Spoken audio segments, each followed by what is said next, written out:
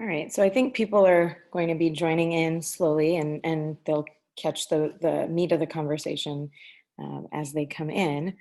But I wanted to give you all a welcome, the panelists as well as the attendees. You know, we're very excited about this event. This is the first of what we hope to be our many future panels and events like this, and hopefully in person next time.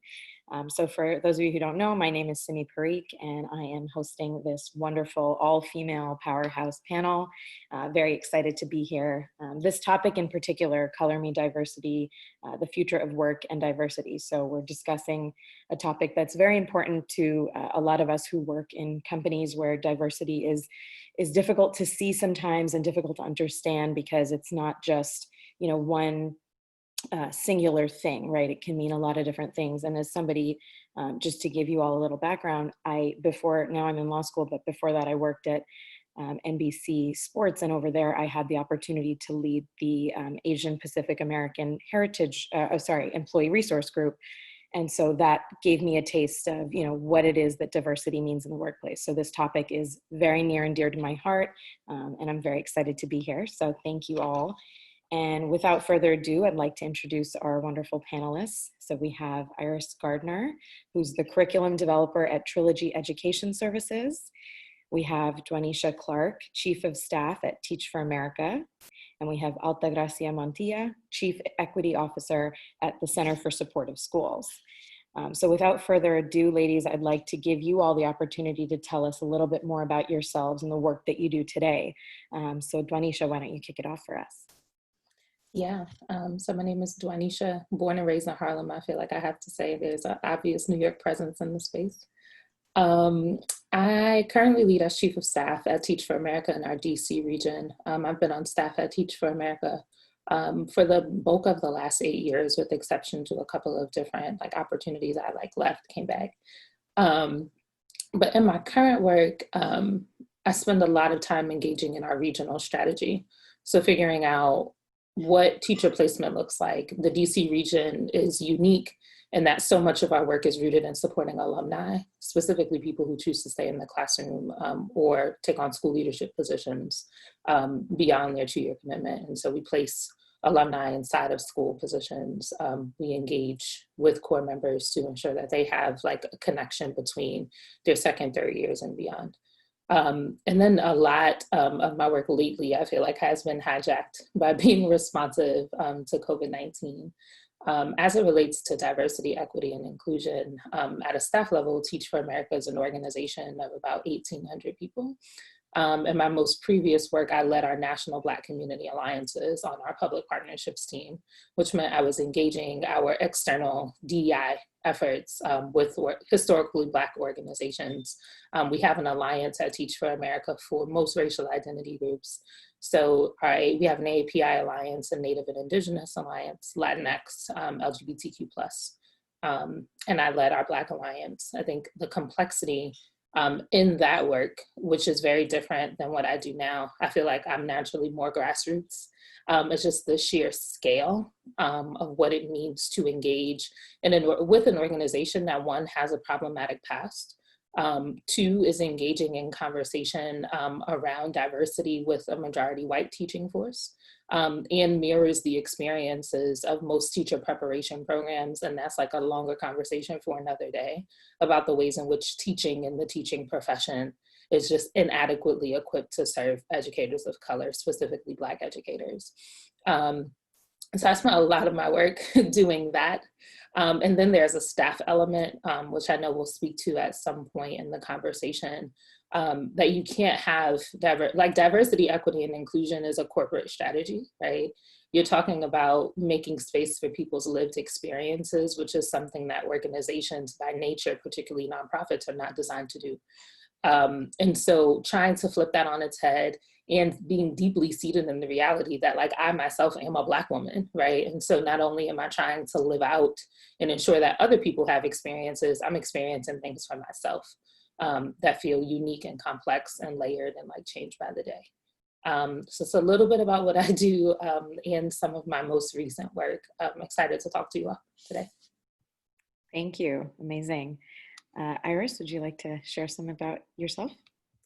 Sure. So I was born and raised in Denver, and I live there now. I spent 10 years in California working for university and then in the tech world in Silicon Valley, doing diversity work there, which has its own unique challenges there. So did that work for a corporation and then moved to Code 2040, doing their partnerships, volunteer management, ran the fellows program for a little while, but they connect Black and Latinx engineers who are in university with internships and a fellowship in the Bay Area at the time, and now they've grown into other markets as well. And then I, going to majority minority neighborhood school in Denver and then moving to a majority white college in Southern California was a bit of a culture shock. So I think something that was important to me was through college was being able to name things, right? That was a big learning curve for me, and recognizing when things are happening in the classroom or outside of the classroom and being able to name it was really important. So I think that was a good learning experience. And I think my university went through some storming there too, as they shifted. I was on the admissions team as they shifted to be in a more inclusive environment, right? There's always that phase that you have to think about the long term and not just the short term. So I think my passion for it really started there. And then moving into the diversity space in my job now. So I am a curriculum developer by day. So I think about kind of how our bootcamp students can enter into the job force with all of the skills they need to do that, right? So if they are a person who's over 40, like what does that mean for them? If they are a BIPOC, what does that mean for them? And then if they are a cyber student versus a UX UI student, that's going to mean something different too, right? So really thinking about people as a whole group and holistically, and then kind of what individual needs need to be met. Internally at the organization, I run 2U, who acquired the bootcamp business a year ago. I run the Mosaic committee, which is our diversity committee, and the business resource networks kind of fall under that umbrella. So we have an APIN group, Asian Pacific Ally Network. We have our Black Engagement Network, Women Alliance 2Q, which is our queer LGBTQ spectrum group. And then we just added Tu Gente as well, which is our Latinx group. We also are a global company, right? So that's something that going back to a larger organization has been a good piece to continue to think about, right? So what does it look like in the US versus South Africa, where a good portion of our workforce is? The issues there are quite different. So I think as an organization, or global organizations in particular, it's important to not just think about what's happening here and where the news is focusing their spotlight in America, but also think about things globally. Yeah. Awesome, thank you. And last but not least, Altagracia. Yes, so my name is Altagracia Montilla, and I am the Chief Equity Officer of the Center for Supportive Schools, which is an organization that's connected with 819 schools, 135,000 students. And we work to make schools more safe, supportive, engaging, and aspiring for students using flagship programs that are focused on peer mentorship. I founded the Dismantling Racism work at this organization. It's been around for a hot minute, like 40 plus years. So it's been really fascinating to come in, originally advancing community school projects into schools, like turning schools into hubs of resources to communities, and then shifting kind of my main focus from doing that to doing anti-racism work and committing our organization to anti-racism, because it involves a lot of unlearning. It's one thing to learn DEI, but to like unlearn oppressive practices, y'all, is real hard. So kind of working, through that, really supporting my staff in our communities and understanding what that truly means has been quite an adventure. From, kind of getting ourselves or working towards, the organization having shared language, understanding what data means, qualitative and quantitative data, and having that support efforts in DEI, but also, developing understanding that DEI is not enough. Diversity, equity, inclusion work is not enough. Anti-racism is definitely something that's much different, and creating spaces that are just for persons who are in the workplace and also outside of that involves so much more than kind of these like sticker phrases of like, we cute, we diverse, like, okay, and like, but are people treated well? Are they paid well? Are they happy? Do they feel valued? So exploring that kind of a holistic approach to really advancing this work. I also am the founder of AM Consulting. I support corporations and also advancing DEI as well and understanding anti-racism and anti-white supremacist practices.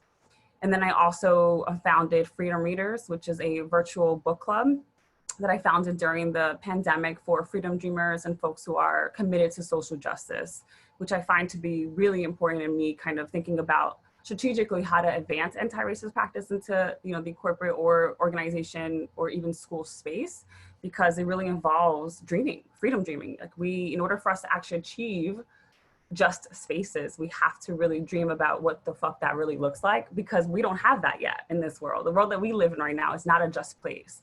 So we truly have to be creative and use our imaginations to achieve that. But beyond that, you know, I am a Bronx Hood native, a ratchetdemic, y'all, you know, anti-racist leader, anti-white supremacist, and a freedom dreamer, y'all.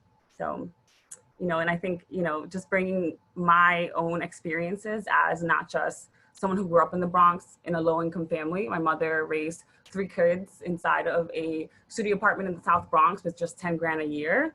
How she do it, God knows, I have no idea, but she did it. And being first gen, the child of an incarcerated parent, you know, my father spent my entire life in prison where he passed away, you know, really living that experience and having that perspective, like it's been really fascinating too, and being able also working in schools and kind of not just saying, here are things that I know are true because of theory and practice and academics, but because I've lived this life. I know what this life is like. I know what it's like to live in this body, not just as a Black woman, but also as someone who is marginalized on many levels, right? And that has been something I think has really allowed me to advance this work. And so when it comes to like where this diversity, equity, inclusion work with a passion for started from is from jump. Like I came out of mother's womb, like, what's up? Like this place ain't just. So how do we work towards that? Mm-hmm. Well, I said it at the start, this is a powerhouse all-female panel, and you guys really, you know, drove that message home. So thank you. You know, this question that I'm about to ask is somewhat related, and I think, Alta, you kind of covered it a little bit just now when you were telling us about your work. But, you know, how did you guys get started in this work, and why? You know, what drove you? What was your passion for this particular line of work? Iris, if you'd like to share something about that. Sure. So the first role I was getting paid to do the work in, which is quite different than I think a lot of people who get started in the work. It starts when you're not getting paid. So that's another conversation. But the first role where I was getting paid for it was at Google, working on their engineering programs through internships on their campus in Mountain View. And I was on the recruiting team. And so I helped usher in that year's freshman engineering practicum is what it was called at the time. And, you know, there is something to be said about it existing, and that's great. But then what are people actually walking into when they get there, right? Who are their managers? Who are their mentors? What do they look like? What are their experiences? How are we supporting people who are potentially struggling, or people who are high performers? How are we promoting them, right? So in such a large organization, that comes with a lot of either unanswered questions or disappointing answers, right? So I felt at the end of my time there that I could have a bigger impact if I moved to an organization like Code 2040, where I was a 4th full-time hire, and we were working with companies that had 3 people up to 100,000 people, right? And we were able to recruit at universities that we decided, right? We went out and did the work and found organizations at institutions where there were majority people of color, right? And we weren't going after the same exact talent that everybody else was going after. And we were broadening our scope and building relationships in a way that only we could, right? And so, for instance, we ended up going to the University of Puerto Rico one year, and then that became a really amazing source of talent for us from an HR perspective. where people were valuing their experience and then going back to campus and speaking their praises, or our praises, right, of the work we were doing and the kind of opportunities we were providing, because it wasn't just, here's an internship, good luck, right? We were providing structures around that with mentorship, with meeting with investors, creating hackathons, right? We were giving people more than just a paycheck. We were giving them experience where they were supported by a community that was there to see them succeed, and then eventually help them to become entrepreneurs through the third program we developed. So I think my passion really grew there. And then when I left the industry for a few years to build a business, and then came back, it was really important that I be a part of an organization that valued people of color, valued women, valued BIPOCs overall, right? I didn't want to get back into the corporate world without knowing for sure. So I ended up talking to a instructor at Trilogy, who's a Black man who was a volunteer at Code 2040, who just happened to work at Trilogy. And I was convinced by him that it was a safe place for me, right? So I think that's part of why networks are really important in the corporate world in particular, of having someone on the inside who can tell you if that is a good place for you, or if there's room for improvement and there's actually ears hearing, yes, we need to improve, right? I think that's also critical in your personal development of knowing what you're walking into and having a realistic view. I know going into college, they send you pamphlets that have like everyone's face on it that you can imagine. And then you get to campus and you're like, oh, this isn't really how it is, right?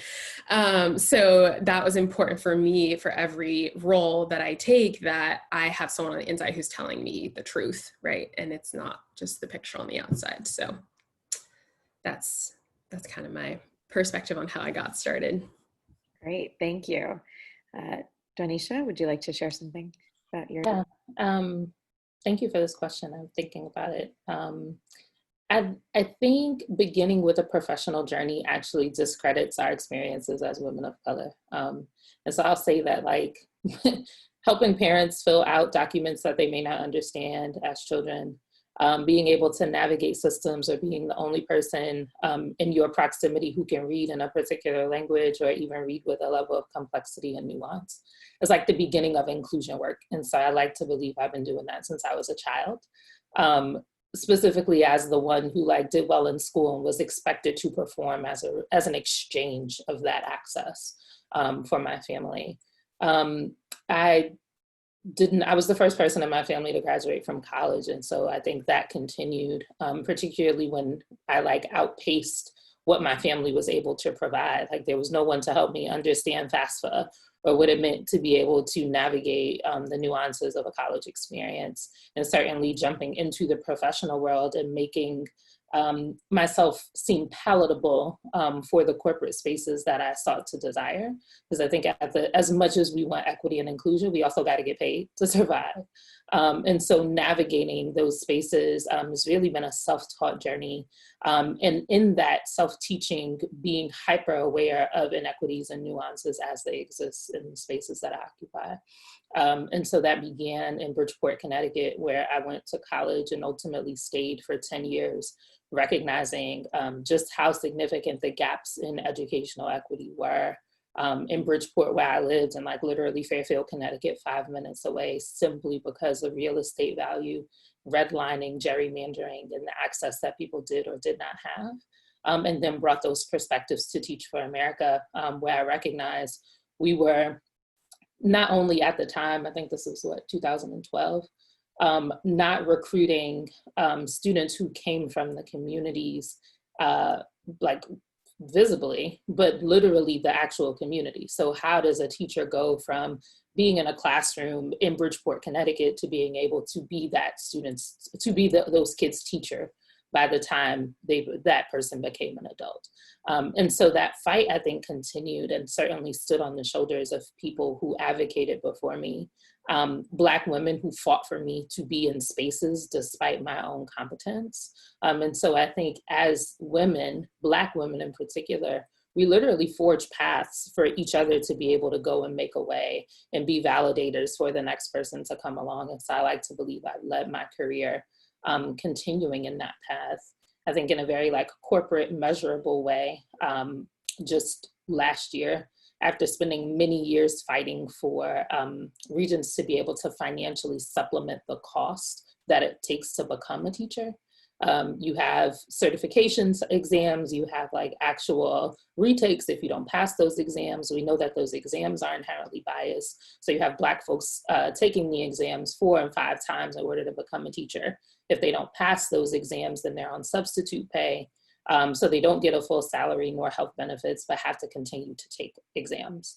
And so in that fight, recognize that so much about teacher retention, particularly for Black teachers, is in sustainability and financial access. Like all of this stuff is interconnected in a system that was not designed for us, but we know the system is housing and teaching our kids, so somebody's got to be there. So I, in my last role, raised $10 million for us to be able to Teach for America specifically, to be able to provide financial incentive for Black educators, to pay for retakes, to pay for praxis exams, to pay teachers who decide to stay in the classroom for an additional year, an additional 2 years, and ensure that they have the stipend to do so, pay for transitional funding.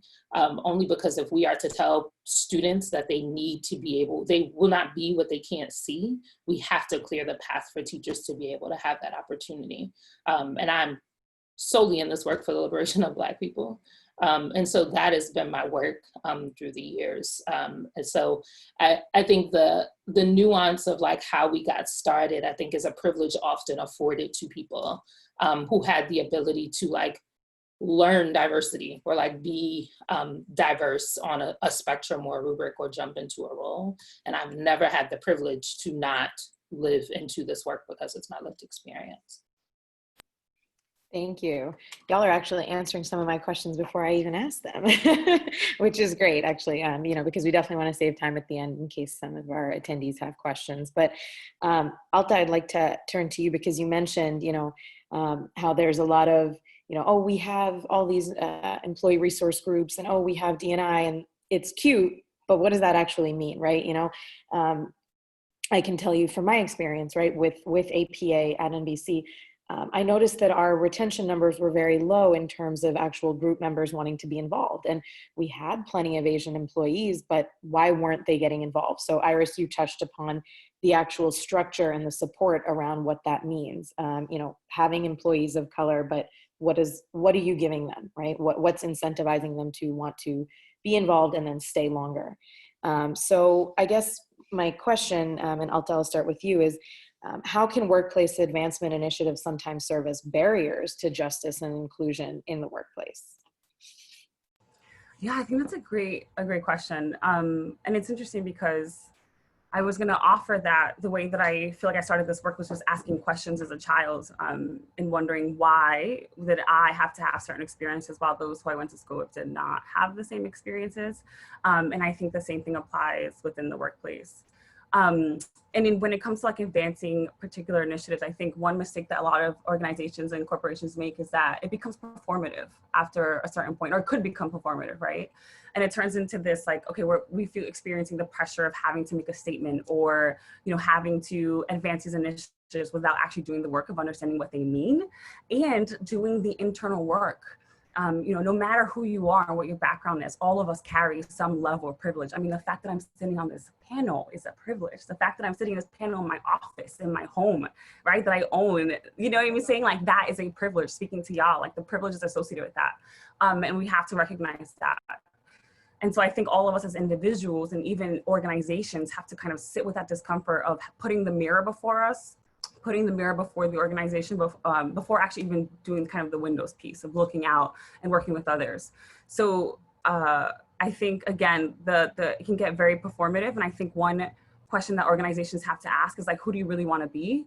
And how do you want to present yourself within the world? And when it comes to who do you want to be, do you want to just be the performative organization, or do you want to be the organization who's really challenging things and what I like to call fucking shit up in the world? Because if you're not really causing discomfort, then I'm not sure if you really, you know, are doing that work. Yeah, agree completely. Yeah. Iris, would you like to add anything to that? Yeah, I think going back to the idea around what are you reacting to in the short term in the crisis moment, and how does that roll into a long-term vision, right? So if you are only reacting to equitable pay, right? But that is deeper than that, right? I mean, who's your manager? Why did you start at that? What does the negotiation process look like from the moment of hire? What does the job description say in it? Is that biased, right? So if you're thinking about just the moment right now, in the long run, you're not fixing much, right? It's just reacting to the immediate crisis. So I think it is important to address that crisis or that change moment with a vision for the long term, right? So how do you go back from the job description through the promotion and even offboarding process, right? Like what are the, when you have a high turnover, how are you aggregating that data around who's leaving, why they're leaving, who are they reporting to, and are there trends there, right? So you have to think about it from that strategic point as well, if you really do want to create change and a sustainable business that is leveraging every talent at your corporation, right? And how are you creating space for people to want to engage, right? So if you have these groups that sound nice, but people are afraid because it's going to take them extra time on top of their job and they're not going to be seen as dedicated to the job they're being paid for, how do you create an environment where people feel safe to participate and that they're not going to have repercussions because they are, right? And I think part of that is making sure that everyone feels that diversity is equity and inclusion is a part of their job. It's a part of being a part of the organization. And there have to be structures in place in your review process, right? That has to be a line, a box, a drop down, right? In your mid-year and year-end review so that it is actually systemically a part of the process, right? Because if it's not, then people aren't going to be motivated to do it, even if they hadn't been before. And they're not going to feel supported when they really do want to be doing the work. You're exactly right. And that's one of the challenges that we faced and pushed really hard to try to implement that as well. But, you know, it comes from the top down, and it's a bigger challenge than I think, you know, we anticipated. So we face similar problems in our workplace. But actually that transitions me nicely into the next question. And Duanecia, I'll turn to you. You know, Iris, you kind of also answered this just now, but, you know, what are some ways as individuals, you know, that we can create moments of opportunity for ourselves and our community members, you know, because this is difficult as it is, but given the added difficulty of a pandemic, and then of course, you know, the resurgence of the Black Lives Matter movement in the context of George Floyd and all these other things that have happened since, you know, how do we create these opportunities? Because it's tough enough as it is, but extremely more so now. I recognize I'm sensitive to this given the moment in time that we're in. So forgive me in advance. The way that we color employee resource groups, to Iris's point, typically does not match the strategy of the organization. And so more often than not, organizations are looking to leverage people of color as their marketing or promotions tactic or way to deflect from the actual work that needs to be done, because you have this like volunteer-based, very passionate group of folks that like ultimately are burned out in either a year because we're all sitting in the same spaces congregating over problems that we know have existed for decades, potentially gaslit by the organization to believe that we need more data, we need more information, we need to understand how this goes, and we can story tell ourselves into the reality that our organizations are inherently unjust, one. Two, if you work for a nonprofit organization in particular, your funding sources are dependent upon the perspectives of the philanthropists who give you money. And so if there is not significant alignment between your funders and whoever your like head people in charge are, we unfortunately will not see the strategies and things that we want to implement in our resource groups at a higher level and implements it at scale, because the organizations, in my opinion, look to protect themselves from their bottom line, right? Does a funder or whoever's funding you inherently believe in the diversity, equity, and inclusion and ultimate anti-racist strategies that you are looking to put on? And if not, I think it is on the employees to actually interrogate why that is. Who are you receiving money from, and how does the money dictate what you are able to do and not do? I think an uncomfortable truth that we have to invite in as well into the employee resource group conversation is internalized oppression, right? And what I've learned in engaging with a lot of different employee resource groups is a lot of people, while we share skin color, we share perspectives, we share experiences, particularly along lines of class, people are not coming to the table with the same ideas and perspectives on why we should be rallying and organizing, right?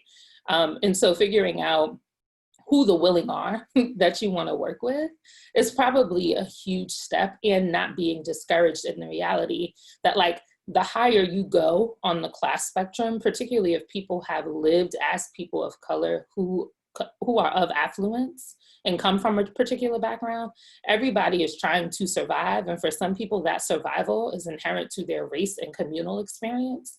For other people, that survival is attached to their wealth and what they're able to contribute and be safe with. So they're not willing to take the risk.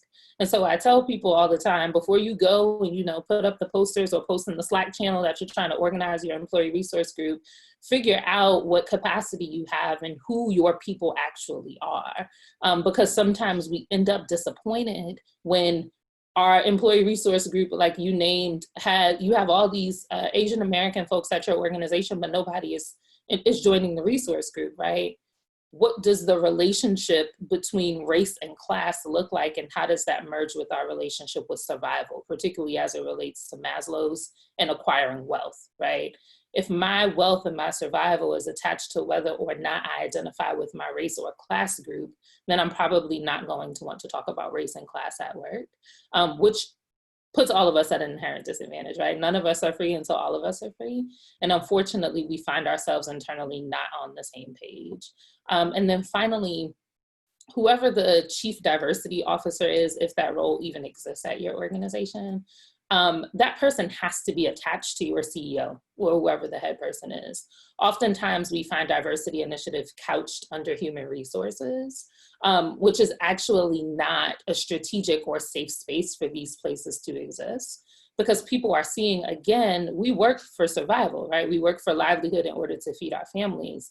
They're seeing their participation in these groups in tandem with the work that their human resources department does. If their manager is not on the same page about their participation or vocal advocacy as it relates to DEI, then that person can feel threatened. And a lot of the times those initiatives will not move up in the name of HR anonymity, right? So like, I can't talk about what happened in this space, which means I can't talk about how the fact that that person's manager is racist and has been racist for the past 5 employees who have exited the organization. And so it has to be strategic. And I think internally, employees and funders can really come together to do powerful things if people knew the inner workings at play and what exists and how decisions get made at organizations and why.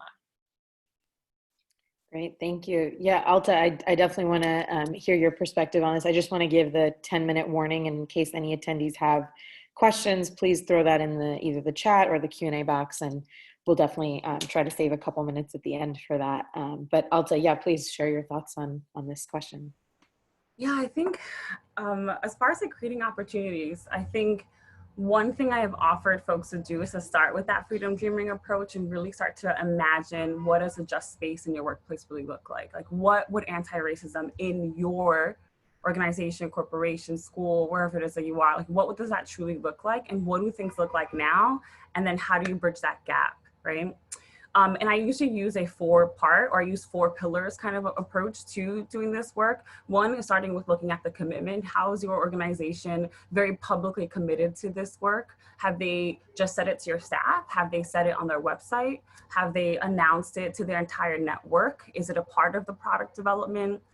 Secondly is observing programs and policies. In order to actually show that you're truly committed, you can't just say it, words are cheap. You have to actually support it through policies and practices. So, read through the handbook, see what's in there. Does that match your freedom dream again? What is missing? Why? How? You know, what are the ways in which the life cycle of an employee within your organization, how is it that someone is brought in, and then how do they leave? Are they treated carefully, with care, with love, you know? How can we even take some of our ancestral knowledge and really apply that even into the workplace and things that we know work, right? Like Afro-Indigenous practices into the workplace, right? We oftentimes in the workplace shy away from saying, you know, let's love each other or let's care for each other, let's build a community. But that's really, that is white supremacist ways of thinking, of kind of shying away from community in the workplace is a very capitalistic way of thinking, because the more we organize, the easier it is for us to fight the system. And of course, the system doesn't want that. I would say the third thing is capacity building. Like if you're going to take on this work and you're committed to being a part of this organization, there has to be capacity building that's tied to anti-racist work. So what does the budget look like for anti-racist work, y'all? You know what I'm saying? Like, is there, you know, are folks able to go to conferences and then come back and share that knowledge? Is the organization paying for books? Is the organization paying for, you know, emancipation circles for persons of color, right? And how also is that happening for white folks? And I want to also just emphasize a point about decentering whiteness, because I think a lot of DEI strategies still center whiteness, though they're talking about POC, but decentering whiteness also means that like whiteness gets in the way of the work, period, just work. I'm not even talking about DEI work, I'm talking about all work. Like it really does get in the way of work. So like talk about that, you know what I'm saying? And so you can talk about whiteness, but also decentering it by acknowledging the ways in which it is harmful to everyone and is harmful to work and productivity and innovation and creativity, and even just ways of being humane. And then lastly, I would offer is wellness. That last pillar is wellness. How are you how are you feeding people's souls? You know, their passions, their dreams, right? How are you building a space where folks feel like they're being fed from the inside out? So again, those 4 pillars: commitment, policies, practices, capacity building, and wellness. So I would say those are the things that I recommend folks to look at when they're going to the workplaces. However, you know, Iris, I think you mentioned the piece about people being like paid for this kind of work. I think folks need to be very careful about how much they want to be involved, because if you're not getting paid for the work, y'all, it's hard. It is freaking hard, right? I know someone said earlier that like, you know, when you're doing this work, you're experiencing it as someone who wants to change a system, who's observing, who's doing the research, who's recognizing the realities of the world, while also living in the body that you live in. It is hard, hard, hard. So, you know, really think about how involved you want to get, because it's again, it's not easy. And think about what care looks like for you outside of the workplace, and not just in the workplace. Are you being fed outside, and are you caring for yourself so that you are replenished and ready to go into your workplace? Thank you so much. Those 4 pillars, I was writing them down very quickly because, you know, I definitely want to remember that for myself and my communities as we go forward. And that transitions us nicely into, you know, the next question, which is it possible to achieve true justice and inclusion in a capitalistic workplace environment, and how? So I'll tell you, kind of answered the how piece a little bit, but it's a challenge. And I think, you know, the attendees would love to hear, you know, Iris and Duanecia, your perspectives on that too. Yeah. Iris, please. Yeah. I thought Duanecia was coming off of mute, so I was pausing. If you want to jump in, you can go for it. Whoever's, yeah. I almost use a tech term, apologies. I was gonna say TLDR, but TLDR, we wouldn't be here if we didn't believe in some way that we could, right? That we could create change and have true justice. I think that from working in nonprofits, working in a corporation, when you are doing this work, you do have to think about that wellness piece that Altagracia was talking at the very end, right? Because if you are spending the emotional labor on this work, it has to be worth it for you, right? So you have to weigh how you're interacting and what spaces you choose to be in, and those that you don't have a choice in, you have to be able to have a community to exit to lean on, right? So I think in order to do the work, you have to have that wellness piece to lean into a community outside of the spaces that frustrate us, that oppress us, that aren't anti-racist and anti-oppression. And I think that helps to build the movement in a way that if we didn't have those spaces outside, so whether that's your family, group of friends, people internally at work who are your co-conspirators, right, who you can lean on and problem solve with, right? Because I think a lot of the work we do can be subtle as well, right? Where I can go after a meeting that I found something troublesome about, right? And in the moment I didn't want to address it because I didn't want to risk my own whatever social equity I have or social capital I have. And so I go to another person at that meeting and say, like, can you gut check me, right? And then knowing if they have more social capital than me or different kind of social capital, like, hey, can you go address this with that person, right? So who are the other people you can rely on in order to create a just place? Because sometimes it's not worth it for me to do that work, right?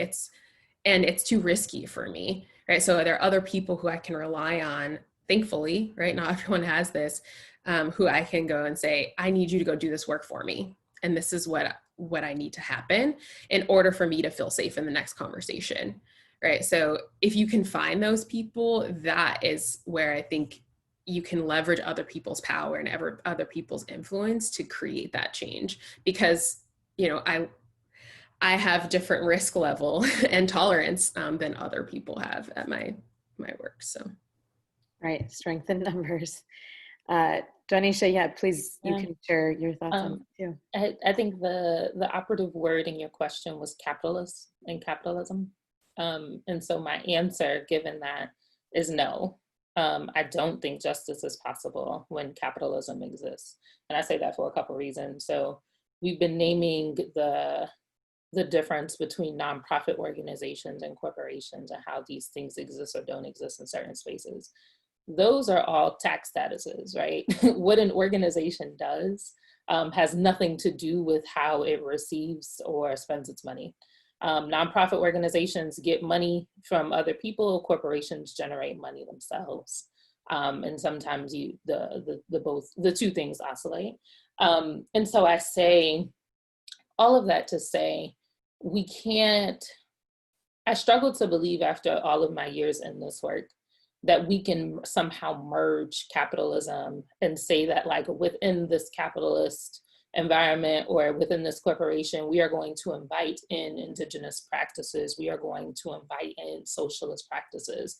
We are going to invite in a communal way of being and expect people to be comfortable. And I say that because in that space, we're all playing with two different sets of rules, right? Like, we're going at 1 o'clock to, like, have the meeting that is, like, metrics, goals centered. You want to have outcomes, and I believe in that.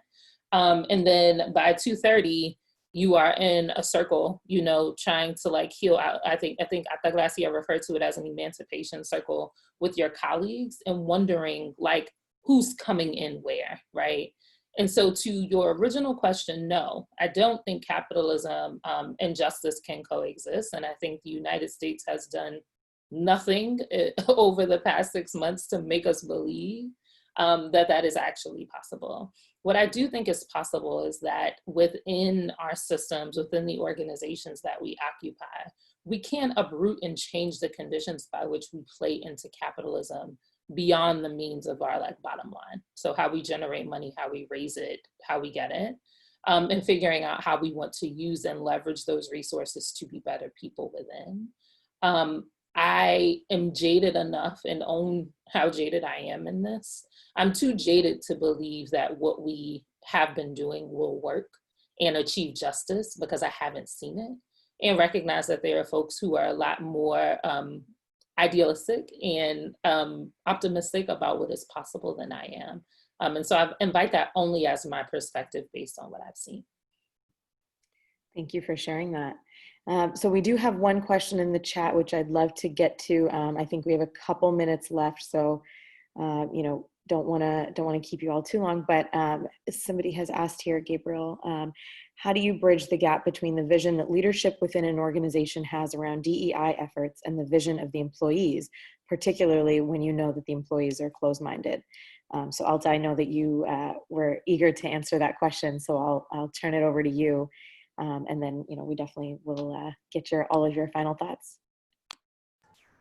Yeah, you know, it's an exciting question to answer because it's one that I'm sure a lot of us deal with and we deal with constantly. There will be people who are resistant. And there's different forms of resistance, different categories. The spectrum is pretty wide, right? As there is a spectrum from everything. So you know, there are folks who are resistant, or closed-minded was the phrase that was used, closed-minded because they don't want change. There are folks who are closed-minded because they're afraid of being exposed as far as like the knowledge I do or do not have.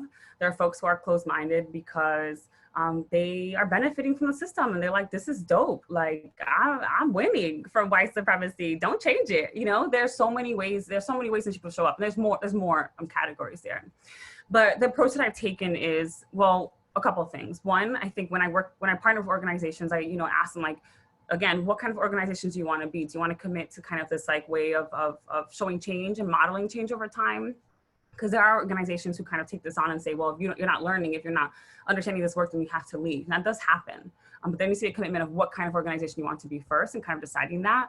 I know with the organization I work for now, Center for Supportive Schools, we are education based, right? We do education work. And so when you're doing education work, if you're telling kids that you can grow and change over time, there is an element of that we have to take in with this work as well, which is something I recognize. And so as much as I want to be like, listen, if you can't get it, the door's right there. I also know that I have taken this kind of way of being, this way of thinking where I'm welcoming folks to learn. Now, if you don't want to learn, that's a different story, but I'm willing to work with you there. And so I think when folks are feeling closed-minded, the question I always wonder is why? Why is it? I always want to like figure out what is it that people are having trouble with, and starting there. So a couple of things I also recommend once figuring out why is allowing folks to understand that for one, you know, racism, white supremacy is the air we breathe.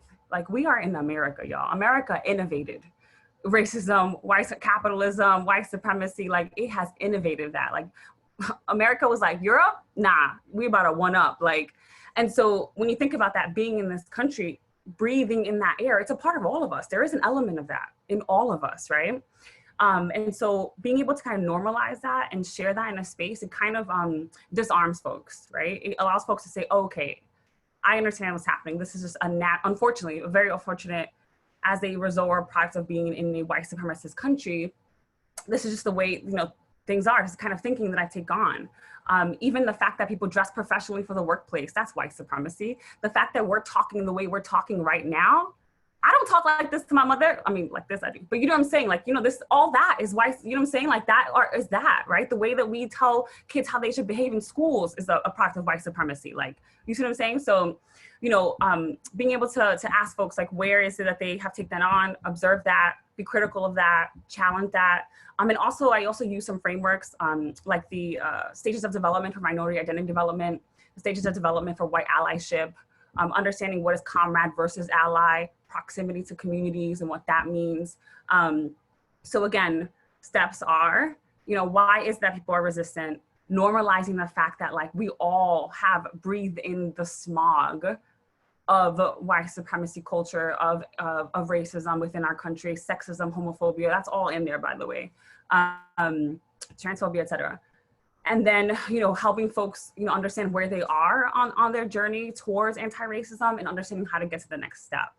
I think when you have a large group of people, a large organization, it gets complicated and challenging. And the challenge is that you want to care for people. So like, I know I want to care for folks who are way advanced, know this work, have been living this experience, which is highly correlated to, you know, how people show up ethnically and how they're perceived within the world, though it's not 100%, right? Correlated. But, and then there's folks who are just starting their journey. And so you're trying to like, find that balance of like, how do we have humanity in a space and understanding that everyone has to learn, we're all committed, we're in this community together. How do we make sure not to use the master's, you know, ways of being when we're trying to work towards anti-racism, right? So if I committed to being this organization and I'm saying I'm here, I'm your team member, you know, when you mess up, I have to have you have to have the humanity in me when I correct you, and have to have the humanity in you and giving you some space and time to learn, right? So I hope that that kind of multi-step process was pretty clear. Yeah, thank you so much for sharing that. You know, this is a topic that we could discuss all day, every day, and we should. But unfortunately, Zoom isn't going to let us do that all day. But you know, I think definitely would love to get final thoughts from you guys, Duanecia and Iris as well. And just a quick thing before we do wrap up shortly. Somebody had asked for contact details. So, you know, I'd like to let everyone know, please do check out the Black Independence Project's Instagram and Twitter, as well as the website for contact details. But in case the panelists are open to it, you know, maybe they can pop their emails or something specific in the chat for everyone. But yeah, so Iris and Duanecia, you can give your final thoughts. Duanecia, we'll start with you. Yeah, I was dropping my email in the chat.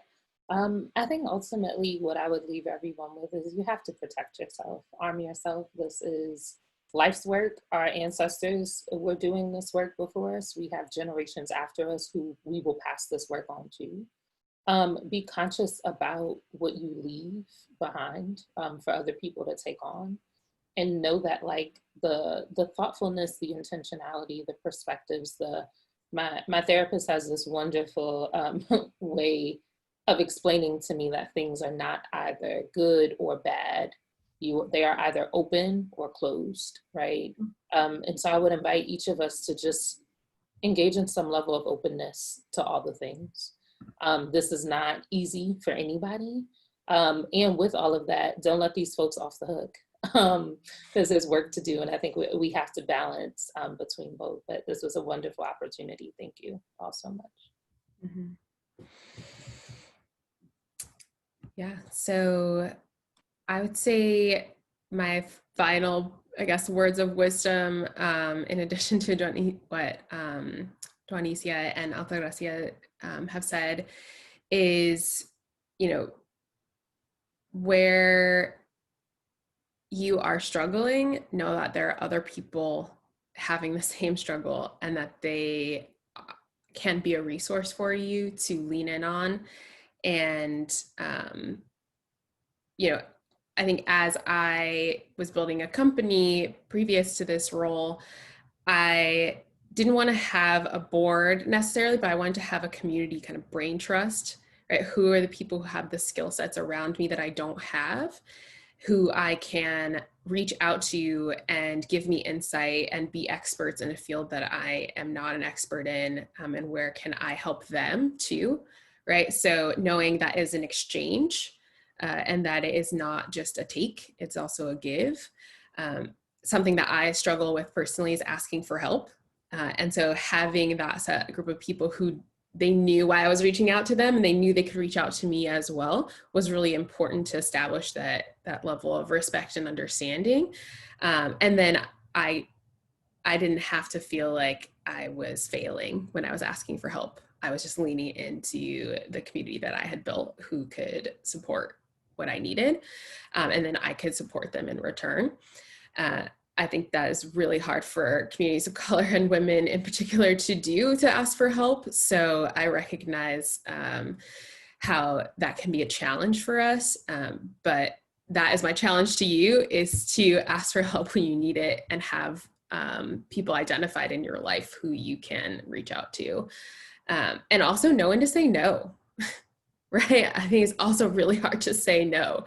And understanding when you've reached your limit, right? You have a lot of things and a lot of weight on you of a previous world, right? And the world to come. So when you can say no, do it, because you want to take care of yourself as well, so you can take care of those around you. So. Absolutely. You know, wonderful closing thoughts from all three of you. And more than that, you know, thank you for lending us your voices, your time, your boots to the ground work that you guys are doing in your communities and your workspaces. And, you know, we're all better off for having heard your perspectives, and we really appreciate it, truly. So thank you all, panelists and attendees, and we hope you guys enjoyed this discussion. Talk to you Thank soon. you. Bye.